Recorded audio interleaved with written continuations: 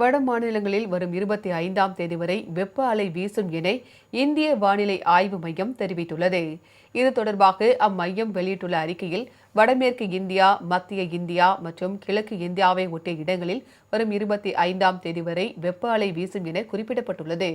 குறிப்பாக ஹரியானா, சண்டிகர், டெல்லி, பஞ்சாப், கிழக்கு ராஜஸ்தான், உத்தரப்பிரதேசம், மத்திய பிரதேசம் உள்ளிட்ட இடங்களில் வெப்ப அலை வீசும் என தெரிவிக்கப்பட்டுள்ளது. மேற்கு வங்காளத்தில் கங்கை கரையை ஒட்டிய பகுதிகளில் சில இடங்களில் 26ஆம் தேதி வரை வெப்பமும் ஈரப்பதமான வானிலையும் நிலவும் என கூறப்பட்டுள்ளது. கேரளா, மாஹே, கடலோர ஆந்திரா, ஏனாம் ஆகிய பகுதிகளில் 24ஆம் தேதி வரையும், குஜராத் கடலோர பகுதிகளில் 24 மற்றும் 25ஆம் தேதிகளிலும் அதிக வெப்பநிலையும் ஈரப்பதமான வானிலையும் நிலவும் என குறிப்பிடப்பட்டுள்ளது. தமிழ்நாட்டில் நேற்று 10 இடங்களில் 100 டிகிரி ஃபாரன்ஹீட் மற்றும் அதற்கு அதிகமான வெயில் பதிவாகியுள்ளது.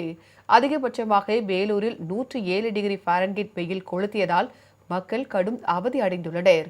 கரூர், பரமத்தி, நாமக்கல்லில் தலா 104 டிகிரியும், மதுரை விமான நிலையம் திருச்சியில் தலா 103 டிகிரியும், ஈரோடு திருத்தணியில் தலா 103 டிகிரியும், தருமபுரியில் 102 டிகிரியும், மீனம்பாக்கம், சேலம், திருப்பத்தூரில் தலா 101 டிகிரியும், பாளையங்கோட்டையில் 101, கோவை மற்றும் மதுரை மாநகரில் 100 டிகிரி ஃபாரன்ஹீட் வெயில் பதிவாகியுள்ளது.